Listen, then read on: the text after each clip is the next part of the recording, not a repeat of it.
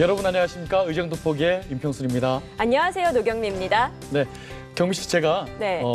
자랑 하나 할게요. 뭐요? 만기 전역한 대한민국의 건아 아들입니다. 아, 그렇습니까? 네네. 알겠습니다. 멋지지 않습니까? 네, 멋집니다. 그런데 갑자기 그 얘기는 왜 하시는 거예요? 네, 실은요 오늘도 네. 열심히 피땀을 흘려서 열심히 헌신하고 있는 국군 장병 여러분 계시지 않습니까? 네. 우리 국군 장병들을 위해서 경기도가 발벗고 나섰습니다. 그동안에 군생활 중에 다치거나 생명을 잃더라도 온전한 보상을 받기가 참 어려웠던 그런 현실이 있었는데요. 바로 이들을 위해서 경기도가 상해보험 가입을 적극 지원합니다. 제가 조금만으로서도 이 혜택을 받고 군에 입대할 수가 있었는데 네, 조금은 아쉽네요. 조금이요? 한 20년? 그렇죠, 양심껏. 네, 자, 네. 아무튼 참 좋은 소식인 것 같은데요. 이 군입대 전에 6개월 이상 경기도에 거주한 청년이라면 네. 누구나 별도의 신청 과정 없이도 자동으로 상해보험이 가입된다고 하네요. 그렇습니다. 경기도 청년 기본조례 제14조에 근거해서 지난달부터 시행이 됐는데요. 국군 장병 여러분 건강하게 군복무 마치시길 바랍니다. 네, 저희도 응원하겠습니다. 네.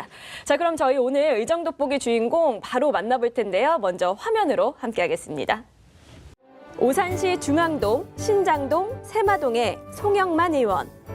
제8구대 경기도 의원을 역임하고 더불어민주당 오산시 협의회 수석 부위원장, 오산시 뿌리찾기 운동본부 공동의장 등으로 활동 중입니다. 현재 제10대 경기도의회 윤리특별위원장으로 선출. 도민으로부터 신뢰받는 의회상 정립에 나설 예정입니다. 네, 의원님 안녕하십니까? 네, 반갑습니다. 네, 의원님 먼저 시청자 여러분께 인사하시고 시작하겠습니다. 네. 안녕하십니까? 반갑습니다. 경기도의회 윤리특별위원장 송영만입니다. 이렇게 이런 자리에서 만나게 돼서 정말 반갑습니다. 시청자 여러분. 네, 감사합니다. 윤리특별위원회. 네, 위원장입니다. 왠지 잘못한 것도 없는데 왠지 도덕적으로 변해야 될 것 같고요. 네. 왠지 책임감이 좀 앞섭니다. 네, 자세도 좀 네네. 올바르게 저희가 잡고 네네네. 하자고요. 네. 근데 저희가 이제 송 의원님과 본격적으로 얘기를 나눠볼 텐데 네네. 송 의원님께서는 노동자의 삶을 좀 살아오셨더라고요. 네네네. 노동운동도 하셨고요. 참 되게 많은 이야기를 가지고 계실 것 같아요. 어린 시절부터 지금까지 어떤 삶을 살아오셨는지 좀 궁금합니다. 그러게요. 짧은 시간에 다 얘기할 수는 없지만 네네. 제가 오산하고 통탄 그 중간쯤에 삼화전자라는 회사를 1980년부터 네네. 1990년도까지 한 10년 동안을 직장 생활을 한 적이 있습니다. 네네. 네. 그 회사는 또 그 삼성전자 그 협력업체다 보니까 그 노동조합이 없었어요. 그래서 노사와 관계로 이렇게 해서 만들어진 회사다 보니까 네네. 이 노동자들에 대한 인권이라든지 이런 게 좀 떨어졌던 그런 회사였었던 것 같아요. 네네. 그래서 제가 그 활동을 하면서 그 임금 문제라든지 노동자 복지 문제라든지 이런 부분에 대해서는 주변에 그 노동조합 있는데 네. 그런 회사가 어느 정도 그 협상이 타결이 되면 그보다도 1% 이상 임금 협상도 좀 더 하게끔 이런 역할을 제가 했던 기억이 나고요. 네네. 그러면서 이제 제가 10년을 다 하는 동안에 경영자와 이런 가깝게 지내는 계기가 돼서 네네. 또 밖에 나가서는 건설회사도 한 네. 2, 3년 정도 이렇게 해왔던 것 같습니다. 네. 첫 질문을 드렸는데 오늘 네. 인터뷰를 여기서 마쳐야 되나요? 어제 노동운동으로 시작해가지고 네, 쭉 네, 네. 자수성가까지 하셔가지고 네, 네. 지역에 봉사하는 우리 송영만 의원님 지금 딱 뵈니까는 네. 인지하시잖아요. 네. 그만큼 인맥이 너무 넓으시고 네. 제가 오산시청 한번 놀러 갔다가 네. 행사 그 바자회 하는 데서 네. 잔치국수 한 그릇 얻어먹은 기억이 납니다. 거기서도 또 봉사를 하고 계셨고 잔치국수 먹고 오신 거고요. 그렇습니다. 네, 알겠습니다. 솔직히 저희가 많은 의원님들 만나시지만 막 개인의 뭐 부귀영화를 누리려고 정치하시는 분들은 많이 안 계세요. 네. 봉사하려고 하시는 분들 훨씬 많이 계시더라고요. 맞아요. 네. 뭐 보통은 이제 지역 봉사라던가 사회 운동 하시다가 정치계 입문을 하시고 네네. 또 워낙 좋은 영향을 많이 끼치시다 보니까 또 선순환이 되면서 여기까지 오시지 않으셨나라는 생각도 듭니다. 맞습니다. 우리 소 의원님도 마찬가지인데 원래 2006년도에 네네. 첫 번째 출마를 하셨어요. 네네네. 그때는 이제 이미 사업적으로 성공하신 후에 네네. 그런데 고배를 마신 네, 맞습니다. 네, 2010년, 2014년 지방선거에서 당선되셔서 네. 제8대 9대 의원으로 지내셨어요. 네. 어떻습니까? 그동안에 쭉 이렇게 돌이켜보면 기억에 남는 의정활동 많으실 것 같은데 어떤 게 가장 기억에 남으세요? 제가 가장 잘했다, 이거 기억에 남는 게 있으면 경기도에는 그 신기술이 좀 많이 있는데 네네. 그걸 활용도가 떨어졌어요. 신기술이요? 신기술. 그러니까 그러다 보니까 이 신기술을 좀 알려야 되는데 그 알릴 수 있는 방법이 없어서 그걸 제가 조례로 만든 게 있습니다. 네네. 그때 그 조례를 통해서 이제 전시회도 하고 박람회도 하고 네네. 또 전시를 통해서 그걸 보러 오는 네네. 그 공직자들도 있고 이랬어요. 그런데 70여 개가 처음으로 오산에서 조례를 만들고 난 다음에 오산에서 처음으로 그 신기술 박람회가 열렸습니다. 그때 2,000여 명 이상의 공직자가 전국에 와서 그거를 전시회도 봐가면서 시연도 해보고 네네. 그래서 그게 알려짐으로 인해서 전국에 이제 그 경기도에 있는 그 신기술이 알려짐으로 인해서 현장에서 쓰여지는 그러한 역할이 됐었고요. 네. 또 한 가지는 2015년도에 그 연정 사업과 관련돼서 경기도 복지균형 발전 그 기준선 마련을 한 게 있습니다. 복지균형 발전의 기준선. 네, 기준선 마련을 하는 연구를 갖다가 하도록 네. 이렇게 한 게 있는데 제가 복지위원회였을 때 했습니다. 네네. 그래서 그러므로 해서 31개 시군에 그 복지균형이 기준선이 없음으로 인해서 서로 떨어지는 그런 데는 올려주고 네네. 복지가 그런 그렇죠. 부분을 좀 맞춰주는 그런 기준선을 연구해서 네네. 이제 지금까지 이제 올해는 이제 이 복지와 관련된 그 30개 시군에 네네. 그 떨어진 데 맞춘 데 이런 데는 기준선에 준해서 이제 네. 예산이 쓸 수 있도록 어느 이렇게 정도 하는 이렇게 거, 공평하게. 뭐 높이는 그런 역할을 했지 않았나 하는 생각이 들어가고요. 또 그리고 저는 좀 와닿았던 게 건설 신기술.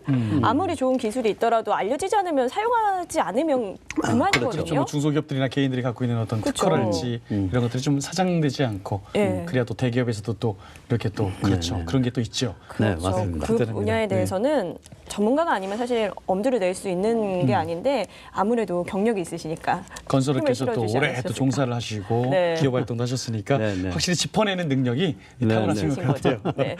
네, 그렇습니다. 그리고 이제 결국 3선에 성공을 하시면서 이번 10대 의회에서 윤리특별위원장을 네, 네. 맡으셨습니다. 중요한 역할이세요. 네네. 저희 먼저 각오 한마디 들어보도록 할게요. 지금 선출직 공직자들이 네. 가장 좀 힘들어하는 게 이제 부정청탁이나 금품순습 금지법에 의해서 상당히 그 꼭 지켜야 되는 거 아니겠습니까? 그래서 네네. 그런 의원들이 꼭 지킬 수 있는 그런 걸 좀 각오보다 좀 각오를 단단히 하고 네네. 해야 된다 이런 생각이 들어갑니다. 네. 경기도의 의원 모두가 의원 행동 강령을 준수를 해서 좀 모범되고 성실하게 의정 활동을 해주실 거라고 믿지만 네. 그런 법령이나 윤리 강령 이런 부분에 대해서 또 못 지키시는 분들이 있습니다. 그랬을 때 이제 이 사회적 지탄을 받을 수가 있어요. 네. 네. 그런 게 이제 있었을 때에는 그 윤리위원회에서 다뤄야 되지 않습니까? 그래서 그런 일이 발생했을 때는 엄정한 기준에 의해서 아주 단호하게 이렇게 정리를 하려고 마음가짐을 갖고서 있습니다. 그게 참 어려울 것 같아요. 또 네. 동료 의원들이고 그럼요. 또 공직자분들을 하다 보면은 이 어떤 아까도 뭐 복지의 기준을 마련했듯이 네, 어떤 네. 사람은 이거밖에 처벌을 안 해? 그럼 도민들이 막 뭐라고 할 수도 있는 것 같고 기준선도 참 모호하고요. 이게 참 어려울 것 같습니다. 어떻습니까? 그래도 사명을 갖고 역할을 잘 해주셔야 되는데 윤리특위 주요 기능이나 활동 사항들 있잖아요. 네. 이런 것들은 앞으로 또 어떻게 진행이 될까요? 지금 윤리위원회에는 13분의 13분. 13분의 의원이 있습니다. 네네. 그래서 13분이 이제 호선을 해서 이제 위원장이 내가 됐고 또 여성 의원 한 분, 여성 의원 한 분을 뭐 부위원장으로 해서 이렇게 선출이 돼 있어서 그분들하고 상당히 많은 유기적인 역할을 갖다가 해야 되는데 이 윤리특별위원회는 그 도의원들에 대해서 징계나 윤리나 이런 자격 심사 이런 부분에 대해서 이제 심의하는 기구가 아니겠습니까? 네네. 그래서 이런 회부됐었을 때에 이제 심사를 하게 되는 거죠. 그래서 예방적 차원이나 아니면 이제 선제적 기능이 아닙니다. 이거는 그래서 사후적 기능을 수행하는 네. 그런 일이다 보니까 지금까지 9대나 10대 때에 이 한 번도 열리지가 않았어요. 아, 다행이네요. 예. 네네. 그래서 이제 8대 때 한 번, 그리고 이제 7대 때 4번 이 정도 열린 적이 있습니다. 10대 때는 절대 윤리위원회가 열려서는 안 된다 이런 생각이 들어갑니다. 네, 그러니까 윤리특위가 할 일이 네. 없을수록 사실 좋은 거잖아요. 제가 이번에는 특별하게 다른 의원님들께는 여쭤보지 않았습니다만 윤리특위에 계시니까 이 질문 한번 드려볼게요. 의원들이 가져야 할 도덕적 자질이 있다면 어떤 거라고 생각을 하세요? 그런 거는 의원들을 이렇게 자질을 이렇게 네. 논하는 건 좀 그렇고 네네. 제가 네. 이제 그 의원으로서 도덕적인 자세에 대해 지금까지 해왔던 거 네. 이걸 제가 얘기를 드리면 예. 먼저 저는 이 선출직이니까 다른 사람들보다 더 친절해야 된다. 네. 친절한 사람한테는 누가 이렇게 뭐라고 얘기를 안 하지 않습니까? 그래서 먼저 친절해야 되겠다. 그리고 두 번째는 청렴인데 그 청렴이라는 것은 의원직이 누구한테 부탁을 받아서 해결해야 되고 민원 해결해야 되고 뭐 이런 과정에 있다 보니까 고마우니까 대가를 주려고 하고 이러죠. 네네네. 그거를 적절하게 네. 그 청렴한 자세로 막아줘야지만이 자기가 관리가 좀 잘할 수 있다 그런 생각이 들어가고요. 더구나 또 의원직이라는 게 누가 보면 상당히 높은 지위처럼 보이고 이런데 자기가 우쭐을 해서 네네. 아니, 높은 사람이라고 생각을 하지 말고 낮은 자세로 계속해서 하면 아마도 주변에서 도덕적인 문제로 인해서 지적을 받고 이러진 않을 것이다. 네. 저는 이렇게 생각을 합니다. 세 가지 딱 짚어주셨어요. 그러고 보니까 요즘 정치가 많이 바뀌었잖아요. 네, 그럼요. 시민이 네, 중심이고 그럼요. 국민이 중심이지 이제 막 나 정치인이야 높게 이렇게 의시되면은 맞아요. 큰코 다치는 큰일 세상입니다. 나죠. 네. 심부름꾼이잖아요. 네, 맞습니다. 네. 그런데 올해 초에 국제 네. 투명성 기구 TI가 국가 청렴도 지수를 발표했어요. 네, 네. 자료를 보니까 우리나라는 180여 개의 조사 대상국 중에 50일이에요. 부끄러운 결과예요. 이게. 진짜요? 그러네요. 그래도 우리나라는 그래도 선진국 대열에 조금 이제 올라가고 있는데 50일이라니까 청렴도가 굉장히 낮은 수치죠. 그러니까 이 부분은 사실은 저희 모두가 좀 반성을 해야 하는 부분이 아닐까. 또 우리의 역할도 있는 거잖아요. 네네. 네, 그렇습니다. 경기도의회에서만큼은 네. 절대 윤리위원회 열리지 않는 것이 곧 네. 청렴도 올리는 게 아닌가 이런 생각이 그렇죠. 들어가네요. 네, 앞으로 저희도 또 더 응원하고 믿도록 하겠습니다. 네. 그래도 최선을 경기도가 다하도록 하겠습니다. 그동안에 뭐 네. 전국 청렴도 1위인가요? 상을 많이 받았던 곳이에요. 맞습니다. 네, 앞으로도 네. 우리 위원장님의 역할이 크시리라 생각이 듭니다. 최선을 다하겠습니다. 네, 고맙습니다. 자, 상임위원회 한번 이야기 넘어가 보도록 네. 하겠습니다.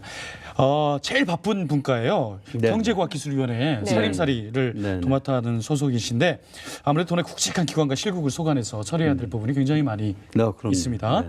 가장 해결하고 싶으신 문제 어떤 것들이 있는지 한번 짚어주시죠. 제가 경제과학기술위원회에 오게 된 동기도 그 경기도에는 10만여 개가 넘는 중소기업이 있습니다. 네. 그 중소기업이 진짜 건강해야 경기도 경제도 살아나고 그렇죠. 지역 경제가 살아나는데 큰 역할을 할 수 있습니다. 거기다가 지금 일자리 얘기하면 일자리를 만드는 공장이 곧 중소기업 아니겠습니까? 네. 그래서 이런 중소기업을 보다도 우수중소기업이 많이 이렇게 만들어내는 그런 역할을 의회와 집행부가 해야 된다 이렇게 생각을 합니다. 그래서 특히 이제 4차 산업과 관련된 소재 산업 분야가 있는데 소재 산업이요? 네, 소재 산업. 그게 나노 산업이라고 합니다. 네네. 그래서 이런 나노 산업 분야의 그 개발이나 연구 이런 데에 많은 투자를 경기도에서 예산 투입이 돼야 되는데 아주 그런 역할을 아직 못하고 있는 것 같아요. 그래서 그런데 좀 예산을 좀 많이 들어갈 수 있도록 이번 예결위를 통해서도 좀 늘리는 방안을 좀 찾아봐야 되지 않나 이런 생각이 들어가고요. 네네. 또 중소기업과 관련된 규제라든지 아니면 조례 네네. 이런 부분들이 상당히 좀 그 구체적으로 이렇게 되어 있지는 않습니다. 네네. 그래서 앞으로 우수 중소기업을 많이 만들기 위해서는 그런 조례를 좀 더 구체적으로 잘 만들어서 지원도 확실하게 하고 예산도 확보하고 이런 데 초점을 맞춰서 의정생활을 펼칠 생각입니다. 그렇군요. 네. 4차 산업 시대에 신소재 기업들 많이 발굴하시고 또 기업하기의 규제 규역 같은 거 네네네. 지금 많이 타파하고 많이 경기도도 앞장서고 있는 것 같아요. 네네. 네, 그렇습니다. 그런 분야에 손 걷어붙이신대요. 기반을 만들어 주신다고. 네. 앞으로 아마 경기도의 삶이 더 윤택해지지 않을까라는 좀 기대가 되네요. 네, 그렇죠? 그래도 그 경기 불황이다, 요즘 실업난이다, 뭐 청년 네. 실업 굉장히 많다 네. 이런 문제들이 사회적으로 네. 포진해 있습니다. 돌파구가 있을 것도 같기도 하고 참 하고. 없을 수가 있고 참 어려워요. 어떠세요? 맞습니다. 좀 어렵죠, 그래도. 네네. 앞으로도 할 일이 이렇게 네. 많이 그러니까 있으시죠. 의원들 믿고 네네. 우리가 저희들이 잘 해나갈 수 있도록 네, 하겠습니다. 경제과학기술위원회 한번 기대해 보겠습니다. 네. 자, 그럼 저희가 이제 지역구로 넘어가 보도록 오산이세요. 할게요. 오산이세요. 맞아요. 오산에서 나고 자라셨고 또 군 생활을 제외하고는 네. 60여 년 네, 이곳에서 살아오셨다고요. 군대 3년 빼고서는 딴 데 가서 살아보지 않았습니다. 너무나 그 누구보다 잘 알고 계실 것 같은데 네, 네. 우선 오산 하면은 조금 전에도 말씀해 주셨지만 교통 문제가 좀 시급하잖아요. 네, 네, 네. 어떻게 생각하세요? 이 교통 문제는 뭐 오산뿐만이 아니고 경기도 이런 이 남부권에는 다 해당이 될 텐데요. 네. 특히 오산은 지역이 좁은 데에서 남북으로 연결된 일본 국도가 네, 네. 시내를 중심으로 통과를 하고서 있지 않습니까? 네, 네. 맞습니다. 그러면 출퇴근 시간에 엄청난 병목 구간이 발생이 되죠. 그래서 그거 해결할 수 있는 게 서부 우회도로, 동부 우회도로 아. 이런 부분을 네. 좀 네. 넓혀야 되는데 네. 이제 그런 부분에 대해서 이제 경기도에서 갖고 있는 정책이 있는데 그 서부 우회도로를 경기도에서 지금 만들고서 있습니다. LH와 함께. 네. 그것이 2020년도에 네. 개통을 하려고 했던 건 2019년도에 땡겼습니다. 예. 그래서 그런 역할을 이제 도의원들이 해서 아마 조금 이제 그 남북으로 연결되는 네네. 그러니까 수원과 평택으로 연결되는 그런 도로가 좀 병목 구간을 해소시키는데 좀 의원들이 역할이 좀 더 많이 해야 될 것 같고요. 또 동서간 네네.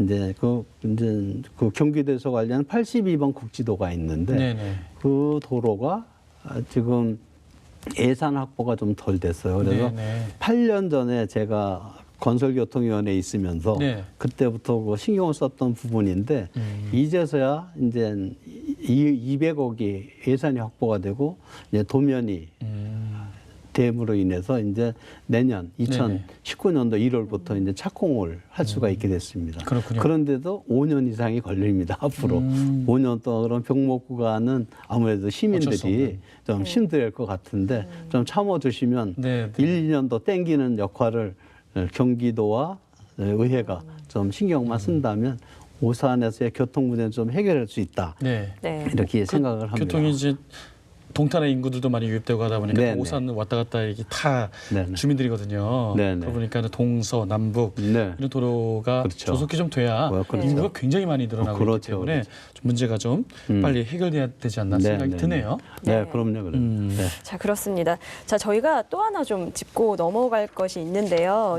지난 6.13 선거 네, 대표 네, 네. 공약 좀 네. 여쭤보겠습니다. 네, 네, 네. 교통 약자를 위한 정책 개선하겠다. 노인 청년 일자리 창출하겠다라고 네. 약속을 해주셨는데 네, 네. 지금 뭐 어떻게 계획을 잡고 계신지요? 네. 지금 교통약자 그러면 네. 이제 어린이 그리고 뭐 임산부, 장애인, 노인 이런 분들을 교통약자라고 합니다. 그런데 그런 분들이 지금 위험에 노출되어 있는 게 지금 난폭운전, 뭐 음주운전 이랬을 때에 네. 횡단보도를 건너게 되면 상당히 위험하죠. 그쵸. 그때 그냥 무단횡단할 수가 있는데 그거를 방지할 수 있는 방법이 그 안전보행 시스템이라고 합니다. 안전보행 그래서 시스템.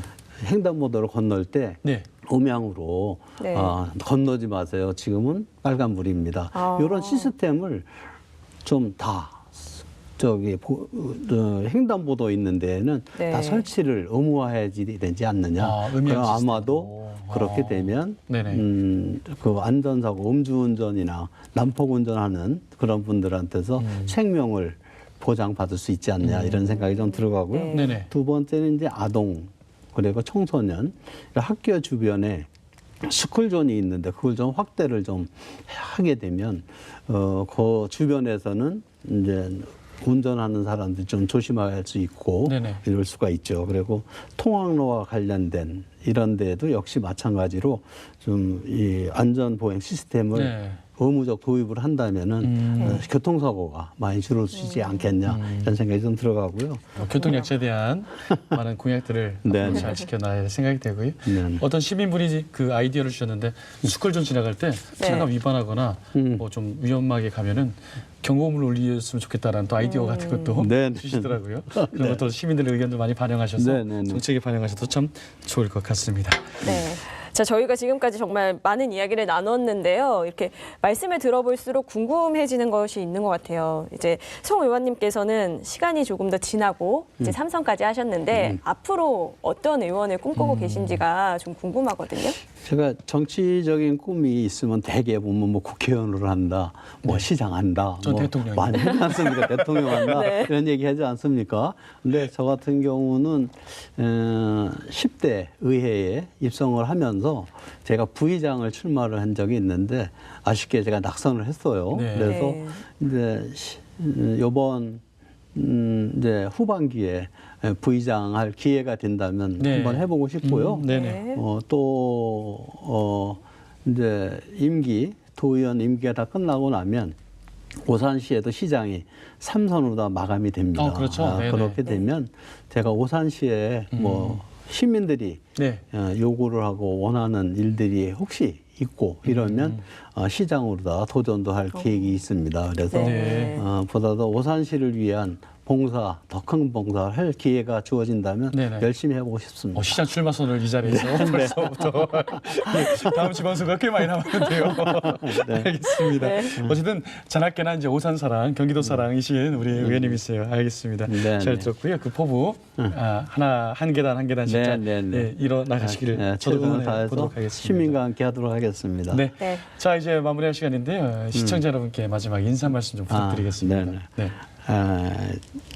도의원으로서 이제 도민의 삶의 질 향상을 위해서 정책과 그리고 실천 방안이 경기도정에 반영이 되는 현장 중심의 정치 실현을 위해서 더욱 힘쓰려고 하고서 있습니다. 도민의 욕구를 최우선으로 하고 22만 오산 시민과 그리고 1,300만 경기도민 여러분들의 두루 체감할 수 있는 민생 중심의 정책 수립과 실천을 위해서 앞장설 것을 약속드리고 싶습니다. 함께 만들어 나가는 복지사회를 꿈꾸고 적극적인 소통의 정치 펼쳐 나가도록 하겠습니다. 앞으로 많은 관심과 참여, 격려, 응원 부탁드리겠습니다. 이제 2018년도도 얼마 남지 않았습니다. 마무리 잘 하시고 늘 건강을 기원드리겠습니다. 마무리 말씀 너무 이렇게 많이 하셔가지고 각오가 남달라지네요. 알겠습니다. 자, 좋은 말씀 너무 감사하고 지금까지 제10대 경기도의회 송영만 윤리특별위원장님과 함께 이야기 나눠봤습니다. 위원장님 오늘 고맙습니다. 네, 네, 감사합니다. 감사합니다. 영국의 정치가이자 작가인 토마스 모어가 이런 얘기를 했다고 합니다. 이 돈이 권력을 흔들 수 있는 곳에서는 국가의 올바른 정치나 번영을 바랄 수 없다라고 얘기했다는데요. 네. 곧 정치인의 청렴이 덕치로 이어진다라는 얘기겠죠. 그렇습니다. 정치인에게 보이지 않는 유혹의 손길이 참 많죠. 흔들리지 않고 또 본인 자신에게 또 1,300 경기도민에게 당당한 정치인으로 남아주시길 경기도 모든 의원님들께 당부의 말씀드립니다. 네, 오늘 여기까지고요. 시청해주신 여러분 고맙습니다. 고맙습니다.